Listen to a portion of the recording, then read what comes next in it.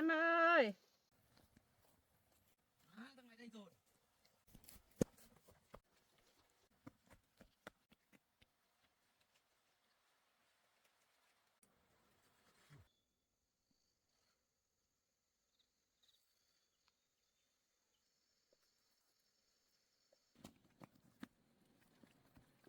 Rồi, ngồi nghỉ tí.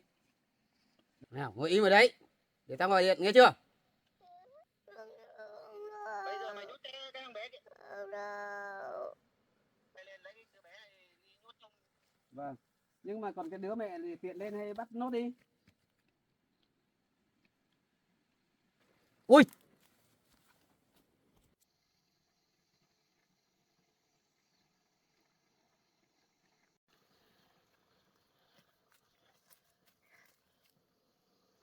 Nè. Áo. Quế. Áo. Mẹ. Nó. Là. Nó. Quế.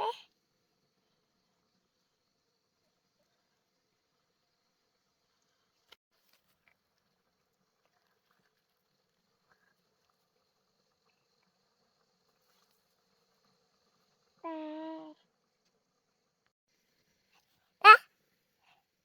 Ba. Ba.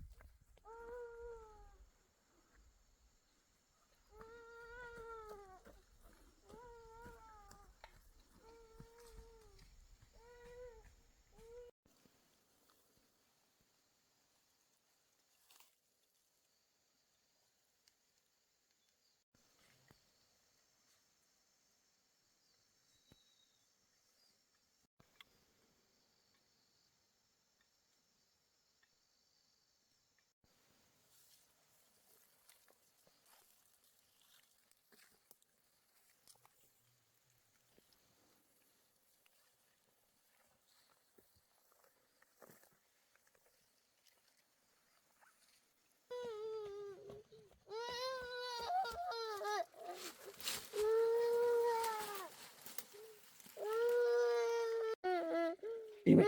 Im. Không tao đánh chết bây giờ. Im. Có được không nhá?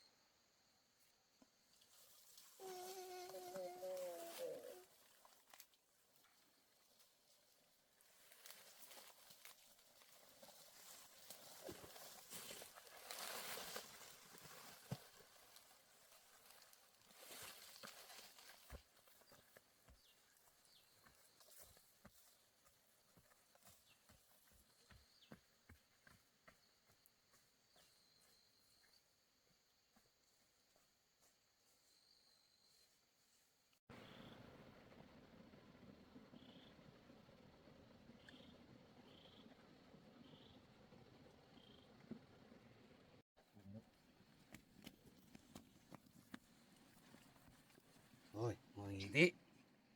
Im nha. Im nào. Im. Im ở đấy. Mày ngồi yên ở đấy. Ngồi yên nhá.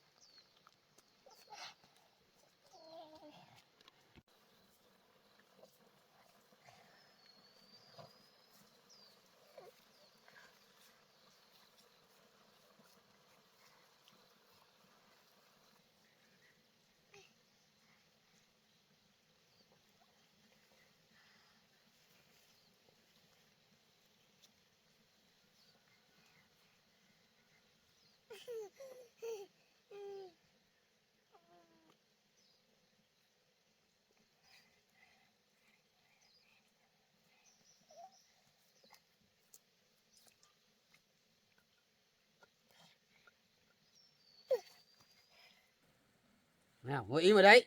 Để tao gọi điện nghe chưa? Rồi, ngồi im nhá.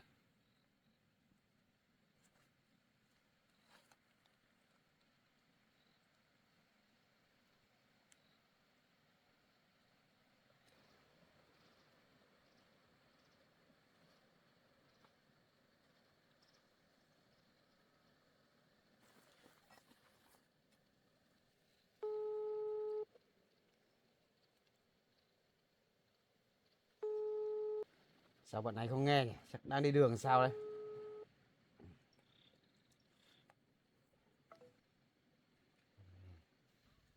Alo. Anh à? Đang đến đâu rồi? Thế à? Thế hôm qua con bé để kia rồi, bây giờ lại bắt được một thằng này này. Thế bắt được thêm đứa bé nữa hay như nào? Vâng, bắt được thêm đứa bé nữa. Bây giờ mày lên không kịp này nhốt kiểu gì đấy? Đi để kiểu gì đây? Thế bây giờ nhá, nhốt tạm thằng bé kia vào, xong lại quay lại nhá, lấy đứa bé đấy nhốt cả hai đứa vào cùng một chỗ ấy, nhớ chưa? Vâng, biết rồi. Tìm chỗ nào ấy để nhốt cả hai đứa vào. Vâng, Bây giờ trước tiên bây giờ là mày nhốt cái đứa bé kia trước đã. vâng. Đứa bé kia đây, đây để ngồi kia thôi, chẳng qua nhốt cái thằng bé này trước. Bây giờ mày nhốt cái thằng bé kia. Oh no. Giờ nhốt thằng bé kia lại nhá chưa? Oh no. Bắt cái thằng đấy lại nhá, xong rồi nhốt vào, thấy chưa? Vâng, thế còn con mẹ nó làm sao? Cái con trên nương ấy. Nhốt nó lại nhá. Xong rồi quay lên lấy cái đứa bé này đi nhốt trong. Vâng. Nhưng mà còn cái đứa mẹ thì tiện lên hay bắt nốt đi. Em giờ đang tiện tuyến này, bắt cả ba lại đi. Thế em tầm được mấy người lên hộ anh đấy? Được 4-5 người. Được thế, được rồi. Thế xem lên sớm sớm khi bà ấy lại rút xuống nhá.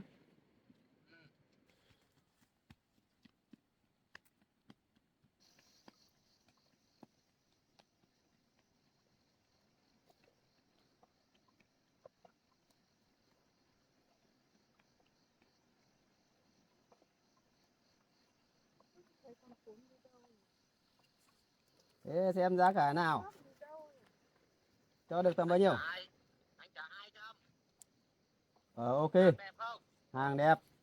Ui, bé chạy mất rồi. Vâng, đã đuổi theo đây.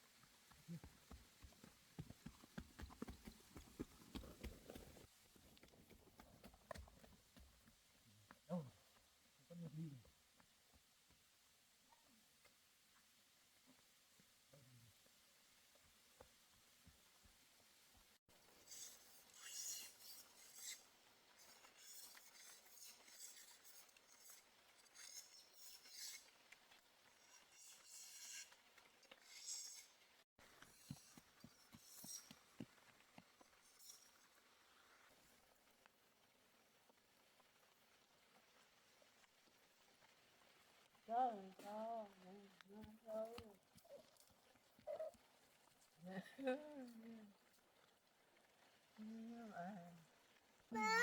ơi, bác ơi.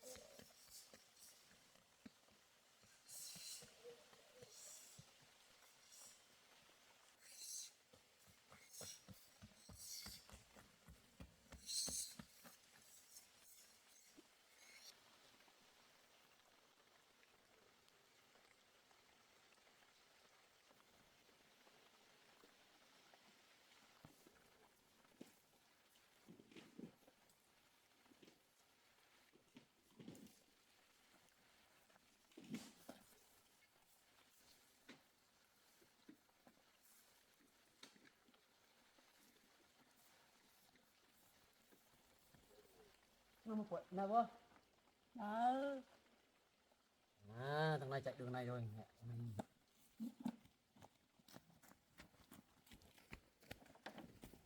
Đường này.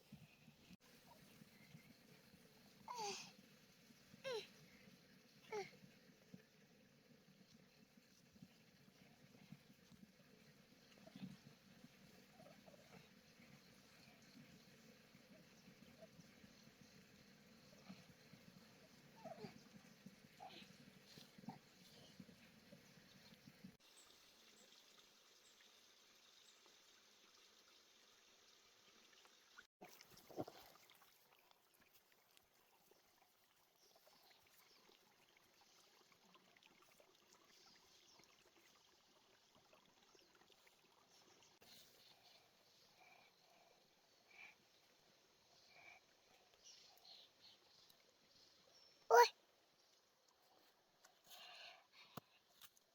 Ôi.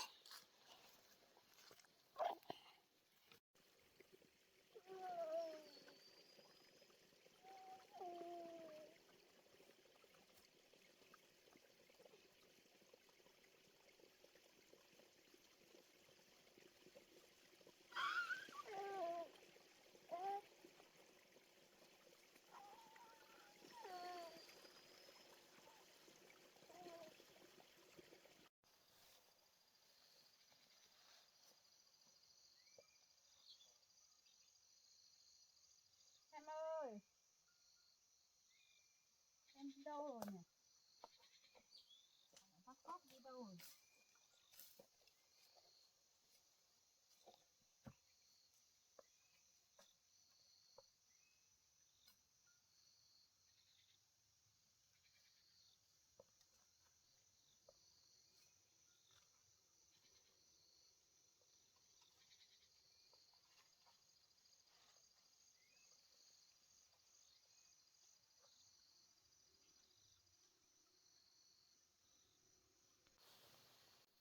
Em ơi,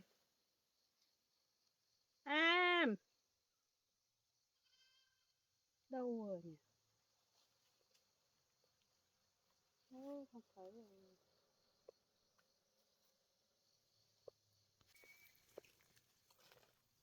Em ơi,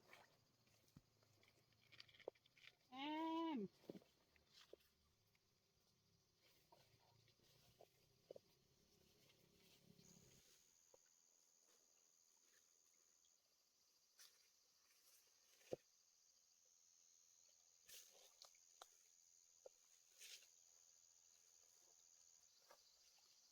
Em đi đâu?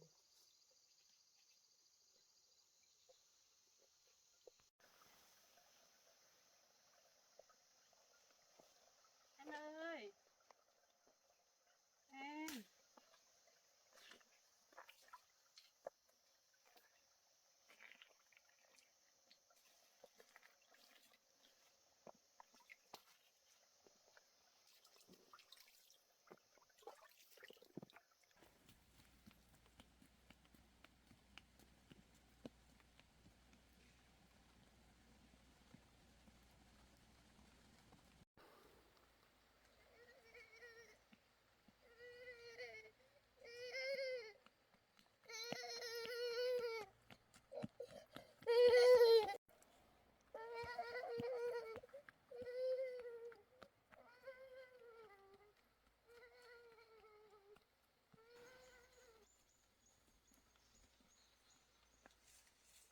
Em đập cái nào?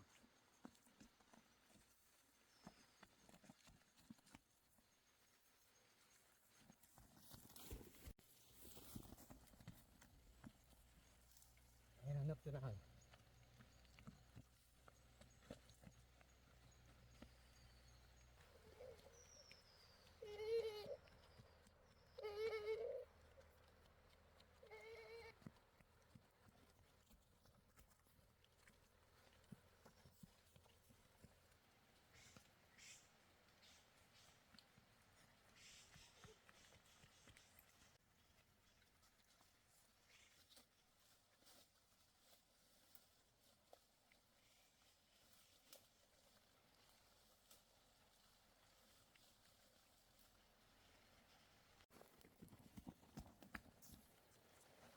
chạy đâu nhanh thế nhỉ? Đéo nào nấp chỗ nào thôi.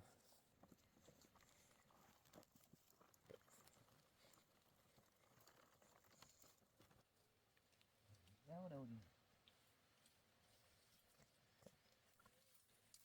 Nhanh thế nhỉ?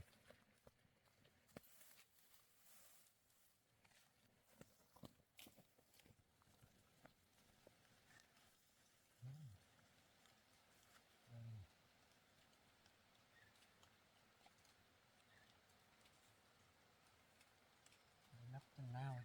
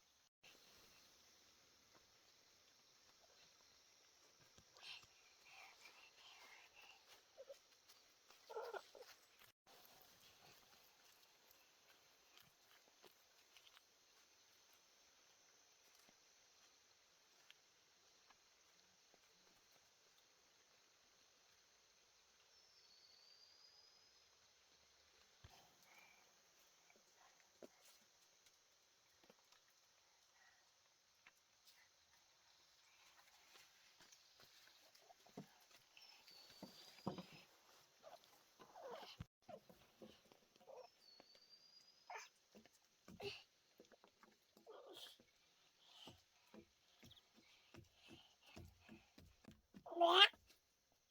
Mẹ. Mẹ. Mẹ.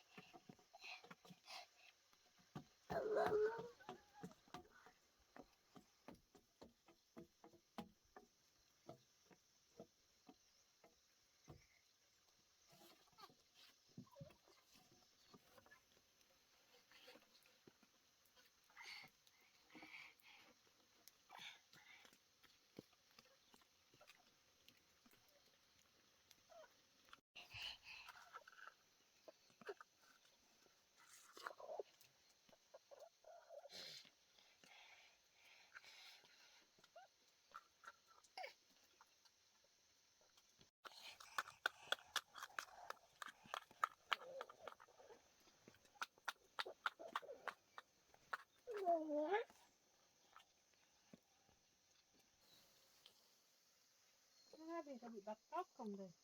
Không thấy đâu. Em ơi. Em. Em ơi.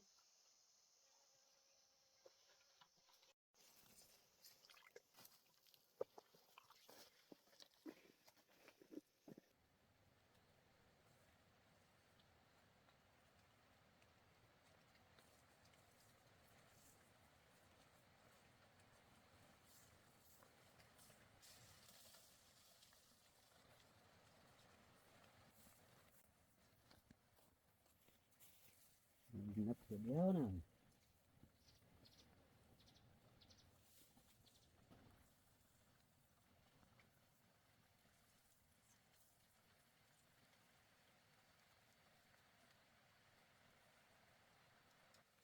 À, thằng này đây rồi.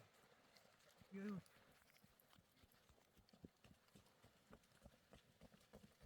Mà đi.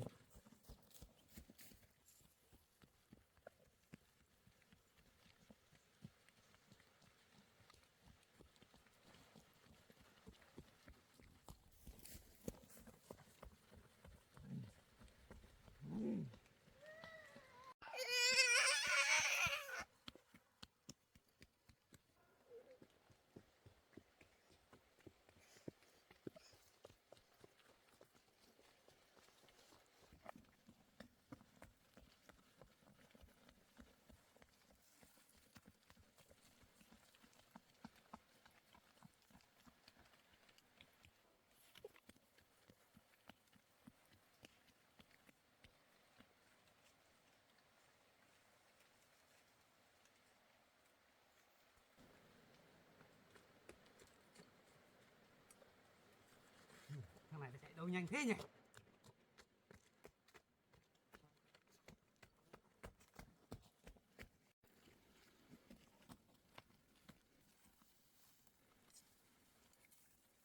Đéo đâu nhanh thế nhỉ?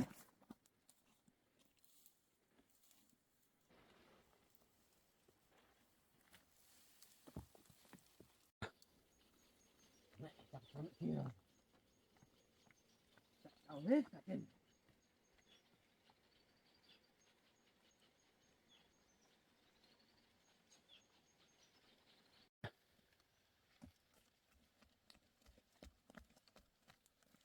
Này lấp đâu nhỉ? Mình chạy được nào nhỉ?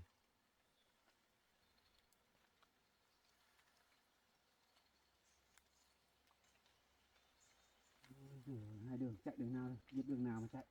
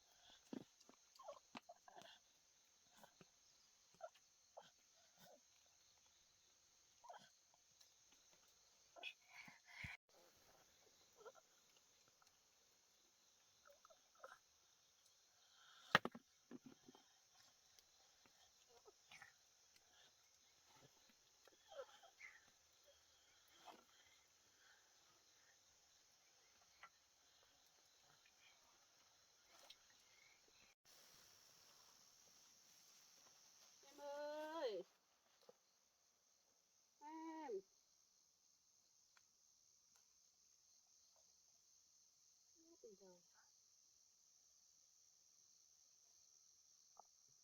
Bây giờ lâu lắm không thấy, mệt lắm rồi.